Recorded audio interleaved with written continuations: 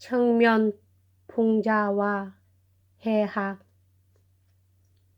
강물이 흘러감에 있어서 평탄하고 순조로운 곳에서는 본시부터 아무런 파란이 없는 것이지만은 어떤 장애물이 앞을 막을 경우에는 첫째 그것을 박차고 나가는 것과 그렇지 않으면 스스로 구비를 틀거나 여울져 흘러가는 두 가지 현상이 나타나는 것 같이 문학에 있어서도 그러하다.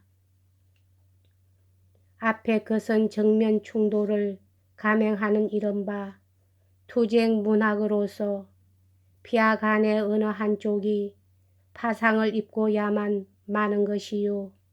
뒤에 것은 청면 풍자를 시도하는 그야말로 해학 문학으로서 상대방을 상치지 않고라도 저는 저대로 흘러서 소교의 목적을 달성하는 방법이다.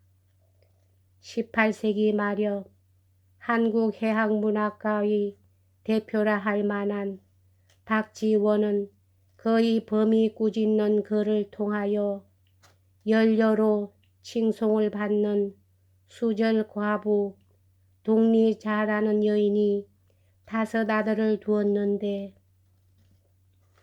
모두 성이 다르며 밤이면 조행가인 도학자 북곽 선생과 노는데 선생이 과부의 아들들에게서 쫓겨 달아나다가 밤길에서 범을 만나 범에게서 꾸지람을 들으며 쩔쩔매는 비겁한 꼴을 묘사함으로써 위선자를 청면으로 풍자한 것이다.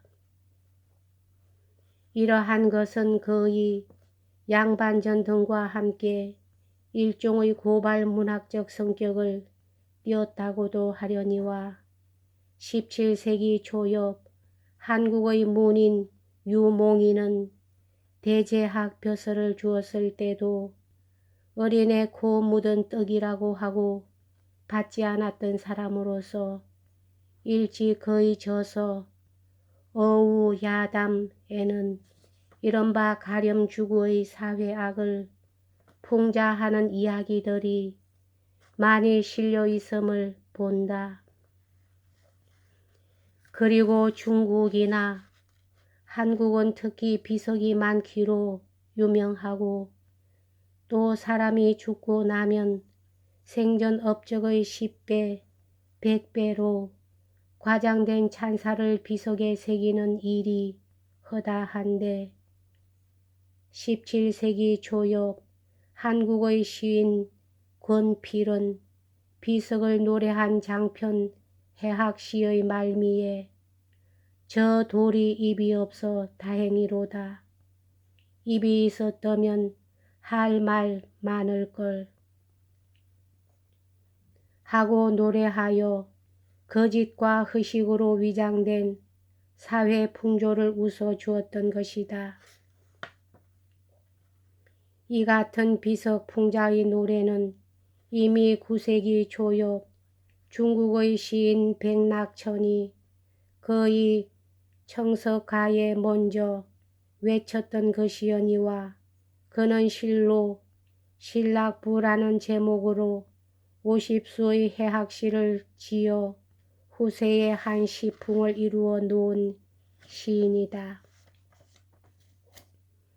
더욱이 그는 자기의 다른 모든 서정적인 작품들보다 이 해학적인 작품들을 더 높이 평가하고 아끼는 말까지 했던 것을 보면 그 자신 스스로가 얼마나 해학의 통케미에 심취했던지 알 수 있다. 이 같은 청면 풍자는 귀족 사회에 대립한 서민층의 문학에서 보다 더 강렬하게 나타나는 것이니 한국의 고대 소설로 가장 유명한 춘향전에서 그것을 찾아볼 수 있거니와 춘향전은 과연 그 전편을 통하여 해학적인 요소를 지니고 있어 한국 국민들이 가장 즐기는 작품이 된 것이다. 또 귀족 사회에 대한 풍자로 말하면 고래로 전해 내려오는 광대의 판소리 같은 악극이나 탈춤 등 여러 가지 가면극을 통해서도 민속적 요소의 매력만이 아니라 해학적인 대사와 동작 등으로 잘 표현하여 민중의 공감을 사고 있음을 본다. 물론 이 가면극이나 가면무용 등은 동서양 어느 민족 사회에서든지 본신은 종교적인 데서 출발했으나 뒤에는 차츰 그 내용이 사회적인 풍자로서 구상되었으며 또 그보다도 가면 그 자체가 벌써 해학적인 곳에 민중의 웃음과 취미는 끌려가게 마련인 것이다. 일본의 노가쿠도 바로 여기에 속하는 것으로서 그 근원은 당악이나 고려악의 영향 아래서 생성된 것이지만은 14세기 말엽에 이르러 하나의 독특한 무대 예술로 완성을 보게 되면서 일본 민족 특유의 해학 세계를 유지해 온 것이다. 또 이 해학은 권성징악의 교훈적 방편으로 작품화되기도 한다. 그것이 바로 흥부라는 유순하고 극빈한 아우와 놀부라는 인색하고 부유로운 형을 소재로 하고 해학적으로 얽어나간 한국의 고대 소설 흥부전이다.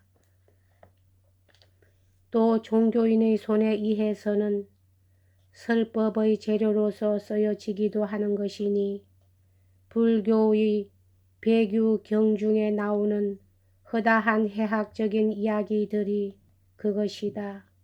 어떤 이가 처가에 가서 배가 고파 쌀 한 줌을 도둑질해 입에다 넣자마자 처남의 부인이 그의 입이 불룩해 있는 꼴을 보고 까닭을 물었으나 입을 움켜쥐고 말을 못하므로 의사를 급히 불러다가 침으로 입을 찢으려 하자 부득이 쌀을 토하고 말았다는 이야기는 제과란 숨길 수 없는 것임을 설법한 것이다. 또 이 같은 청면 풍자위에는 시나 문학 작품 이외에 일편의 대화 중에서도 찾아볼 수 있다. 3세기 말엽 중국의 해학가 완적이 어떤 놈이 제 어미를 죽였단 말을 듣고 차라리 아비를 죽이지 하자 듣는 이들이 아비를 죽이다니 하고 놀람으로 그는 다시 말하되 아니 짐승도 제 어미는 알기에 말이야 했던 것은 악에 대한 정면 공격이나 장광설의 설교 이상으로 큰 효과가 있는 것이라 아니할 수 없다.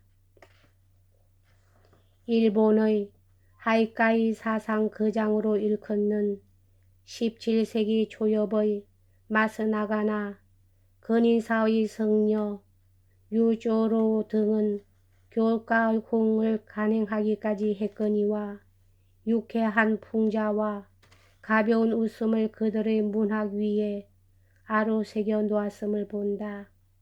그 뒤를 이은 18세기 중엽의 사람 쇼쿠산진의 관가는 실로 인간의 모순과 부조리를 해학적으로 민활하게 붙잡아 노래한 것에 많은 사람들의 경복을 받았던 것이다.